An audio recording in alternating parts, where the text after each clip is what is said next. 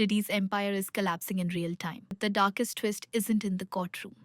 It's the whispers that the one man he thought was gone forever may be alive, watching from the shadows. The collapse of Sean Diddy Combs doesn't look like a scandal, it looks like a demolition. Federal prosecutors have ripped open an empire once built on champagne, private jets, and billion-dollar branding. What they describe in court filings isn't a mogul's legacy, but a criminal empire hidden in plain sight. Racketeering, exploitation rings, secret tapes worth fortunes in blackmail, associates flipping, transcripts leaking, and every headline darker than the last. The very world Diddy built, the flashing lights, the platinum records, the global respect, has become the evidence pile stacked against him.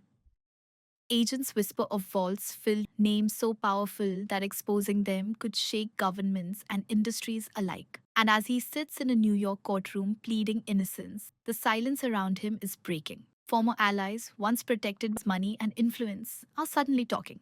But here's the twist. What prosecutors call the end of Diddy might actually be the beginning of something far more explosive. Enter Gene D, the ex-bodyguard who rode shotgun in Diddy's convoys, who guarded the penthouses where the wildest nights played out, and who claims to have seen what no one else dared to speak about. When Dale finally broke his silence, he dropped a revelation so staggering it didn't just challenge the official story, it rewrote it. According to him, Tupac Shakur was never the reckless hothead the media painted him to be. He wasn't blindsided in Vegas, he wasn't caught off guard. Deal says Pac knew the setup was coming. He knew how high the bounty on his head had climbed. And instead of waiting for his enemies to corner him, he flipped the script. The theory goes like this. Tupac turned his Machiavelli persona into a survival playbook. He staged his own exit, faked his downfall, and vanished into exile, while everyone else, even Diddy himself, believed the mission had been accomplished. Imagine the irony. Diddy,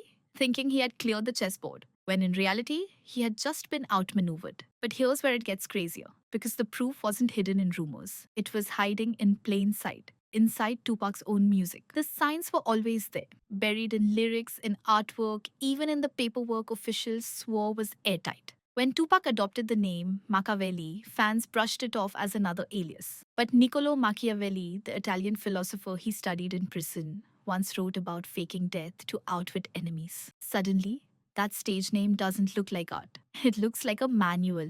Look closer at his final album, The Don Killuminati, The 7-Day Theory. On the cover, Pac is shown crucified, as if predicting resurrection. Inside the tracks, cryptic lines talk about exits, rebirth, and transformation. Rearrange the letters in Machiavelli and you get "I'm alive." For decades, these clues were dismissed as coincidence. But were they really instructions left in plain view? Then came the inconsistencies. The coroner's report listed him at 6 feet tall, 215 pounds. But everyone who knew him said Pac was 5'10", maybe 168. The autopsy photo? Blurred tattoos, awkward angles, nothing that convinced the public it was really him. And the cremation? Rushed through in less than 24 hours, paid for in cash. The cremator who handled the job retired immediately afterward and disappeared without a trace. One question refuses to die. If that wasn't Pac on the table, then who was it? What do you think? Comment below. And that's where a man named Michael Nice enters the story, with claims that push this mystery from strange coincidence into full-blown conspiracy. That's when Michael Nice,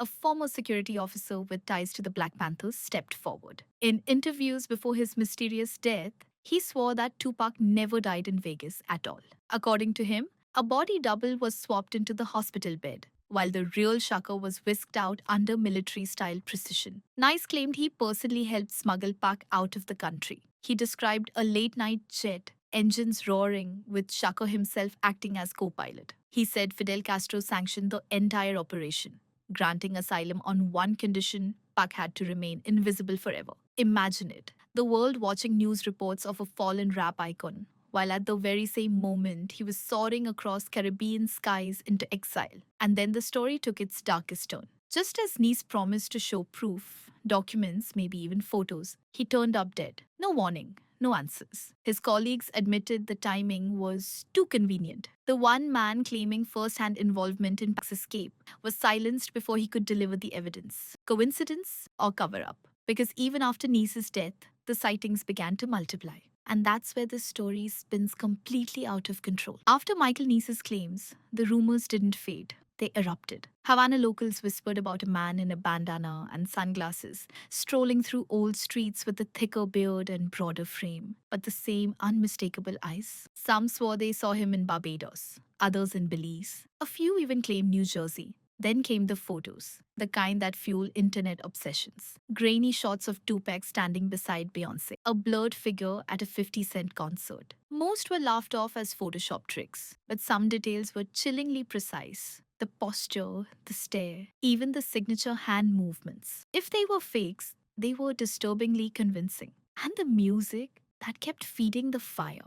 Album after album, released long after his supposed death, each track sounding fresh, urgent, alive. Too alive. Fans asked, how could a man silenced in 96 keep dropping verses that sounded like he recorded them yesterday? Was it a vault of unreleased material? Or proof that the artist himself never stopped creating? What do you think? Comment below. Even his own mother once fueled speculation, saying her son chose to leave quietly. Was that a poetic slip or a coded truth? But here's the real kicker, because sightings are just the surface. The deeper you dig, the more this story ties into the one group powerful enough to pull off an escape of this scale, the Black Panthers. To understand how an escape like this could even be possible, you have to look at Tupac's bloodline. His mother, Afeni Shakur, wasn't just a poet, she was a leader in the Black Panther Party. His godfather, Mutulu Shakur, spent years on the run as a militant organizer. And his aunt, Asata Shakur,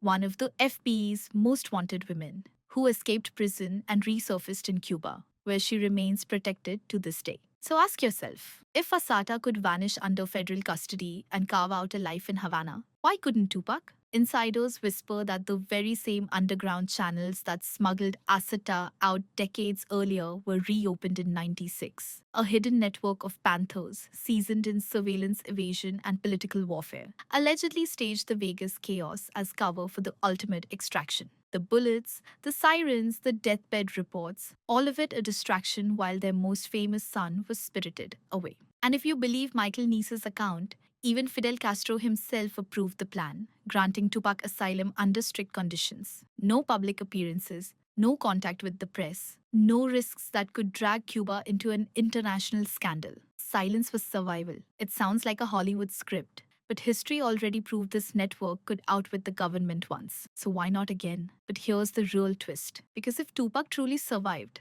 that means he's been living in exile for nearly 3 decades. And that raises one haunting question. What kind of man would he be now? What do you think? Comment below. Exile sounds glamorous in theory, but in reality, it's a prison without bars. For a man like Tupac, who thrived on crowds, chaos, and constant reinvention, decades of silence would be a slow suffocation. Psychologists say long-term hiding changes people. Paranoia sharpens, trust dissolves, identity begins to fade. The fiery young poet of the 90s could have transformed into someone colder, harder, shaped by nothing but survival. And that's the chilling part. If he ever re-emerged, would we even recognize him? Not just his face, but his spirit. Would he still be the Park who inspired millions? Or someone molded by years in the shadows? But maybe that's the reason he hasn't come back. Maybe the threat was never just about bullets. Maybe it was about being hunted forever. By enemies, by the government, even by the industry itself. And that's where I want to hear from you. If Tupac really did outsmart everyone and built a life in hiding, what do you think he should do? Stay invisible forever or step back into the spotlight no matter the risks? Drop your thoughts in the comments. I want to know what side you're on. Because here's the thing. Whether Pac stayed silent by choice or by force, his absence left a void. And now, as Diddy's empire crumbles, that void might be about to crack wide open. For nearly 3 decades, the world has debated one impossible question. Did Tupac die in Las Vegas? Or did he escape into the shadows? The official story insists he's gone, but the whispers won't die. Every photo, every lyric, every sighting keeps the fire alive. And now, with Diddy's empire collapsing, the timing feels almost poetic. If Pac is alive, if he's been watching all along, wouldn't this be the perfect moment to step back into the light? To reclaim the stage and expose the players who thought they buried him? Or maybe that's the genius of it all, that he'll never return, that the mystery itself is the ultimate weapon, because a living Tupac can be silenced. But the idea of Tupac, the legend, the ghost in the crowd, is immortal. So I'll leave you with this. What if he's not gone? Not hiding, not waiting, but right here, walking among us, blending in with the millions who still chant his name. What do you think? Comment below. And if you haven't seen my last video yet, you're missing the deeper layer of this story. Go check it out right after this one. You'll see exactly why people think PAX return industry apart. If you enjoyed this video, just like and share it. And for more updates like this, please subscribe to the channel.